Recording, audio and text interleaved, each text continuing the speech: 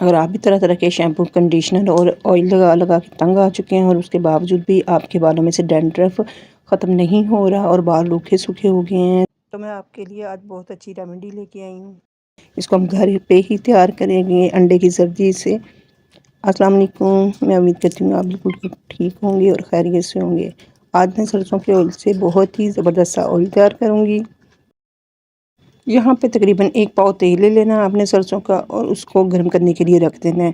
یہ تیل اتنا زبردست بنے گا، آپ کے بالوں کے جو بھی مسئلے مسائل ہیں وہ تمام ختم ہو جائیں گے۔ آپ نے صرف اس کے لیے انڈوں کی زردی کا استعمال کرنا ہے۔ تو چلیں میں آپ کو بتاتی ہوں کہ یہ کس طرح سے بنانا ہے اور کس طرح سے استعمال کرنا ہے۔ اس کو پہلے ہم اچھے طریقے سے گرم کر لیں گے۔ اس کے ساتھ ہی اگر آپ میرے چینل پہ نئے ہیں تو لازمی میرے چینل کو سبسکرائب کر لیں اور بیل آئکن کے بٹن کو دبا لیں تاکہ آپ کو میری ویڈیو کا نوٹیفیکیشن سب سے پہلے مل سکے۔ یہاں پہ آپ نے تیز آنچ پہ تیل کو نہیں بنانا ہے، اس کو ہلکی آنچ پہ ہی گرم کریں گے۔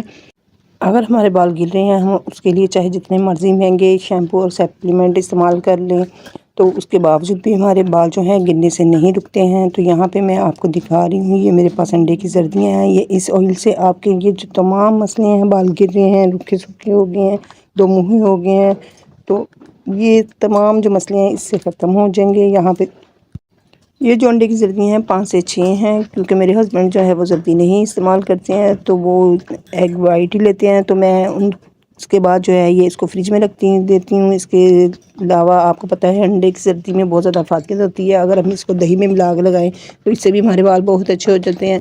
تو پھر اگر مجھے تیل وغیرہ بنانا ہوتا ہے تو تب بھی میں اسی میں استعمال کر لیتی ہوں۔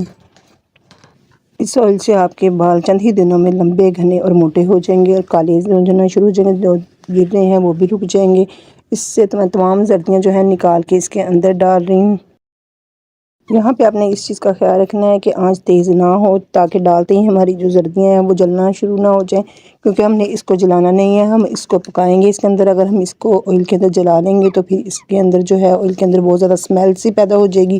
اگر ہم اس کو ہلکی آنچ میں پکائیں گے تو پھر اس کے اندر اسمیل نہیں پیدا ہوگی اور آئل جو ہے ہمارا جو بہت ہی زبردست بن کے تیار ہوگا جیسے ہمیں چاہیے ہوگا۔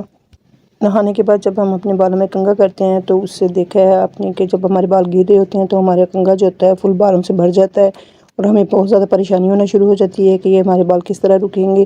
تو آپ میرے کہنے پہ ایک دفعہ یہ آئل بنائیں اور اپنے بالوں میں لگائیں تو آپ کے کو تمام یہ گھر پہ ہی چیزیں موجود ہوتی ہیں، اس کے لیے تو آپ کو کوئی محنت بھی کرنے کی ضرورت نہیں پڑے گی۔